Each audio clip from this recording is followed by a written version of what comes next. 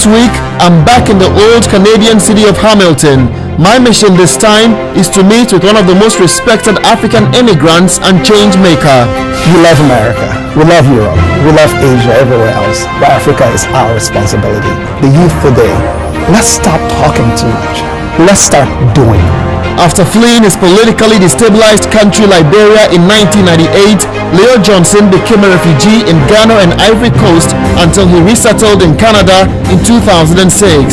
Those people that we entrusted with the country, that we thought had the ability and responsibility to lead Liberia to where it should be, betrayed the trust of the common people.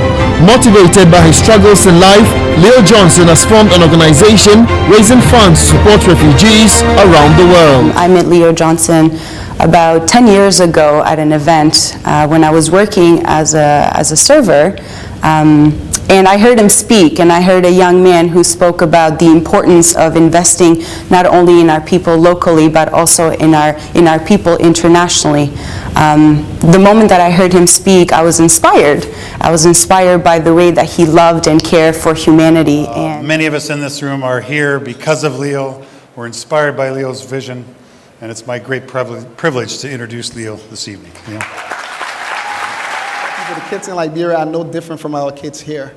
The same level of opportunities, the same quality of service that we fight for, yearn for every day. It's a test of our character whenever we find ourselves in troublesome situations to see whether we have the guts, the courage, and the ability to fight the same way we would have done if it was in our own backyards. The same opportunities I've managed to connect with young people in Canada. I believe young people in Liberia are the same as our youth in this community. And there should be no reason why that the quality of service we can provide here, the quality of opportunities we can unfold here in our community for young people, I see no reason why we cannot extend our mission, our goal as an organization, anywhere on the globe for that. To make sure that that disappointment is registered on the record, that anywhere we see AU, African Union, Pan-African Parliament, United Nations, tell them we're tired. And we will show our frustration at every opportunity. We will not stop, so don't be fooled. We will keep persevering and we will force the agenda. Coming back to Ghana, where I lived as a refugee for about 5 years, Ghana is an important part of my history, and I've always practiced going back to my roots. And because Ghana is now part of my roots, I've always longed for the day I will come back. And it's been wonderful being hosted by the Youth Bridge Foundation. I've had a distinct honor of going back to the refugee camp and identifying with people there that are still there. How you doing? My name is Matthew Green. I'm a city councilor for Hamilton in Ward 3. And we're here today on the refugee camp, and my good friend and brother Leo Johnson grew up at.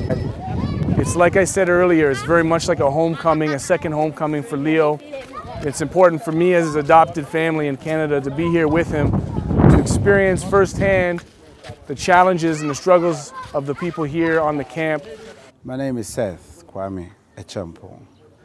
I am the member of the Parliamentary Chamber of the Republic of Ghana. Leo Johnson, after the crisis in Liberia, had his sojourn into Ghana and lived in this Liberia Bujumbura camp. Graciously, he's been able to push himself up there, gained further education, and Leo has touched me more than I thought.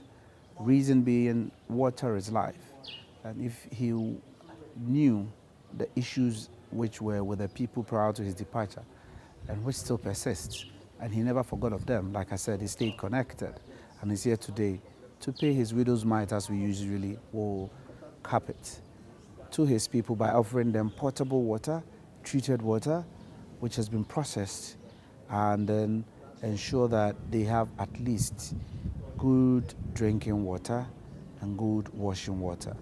That gesture alone, it's so inspiring, and he is indeed an inspirational personality.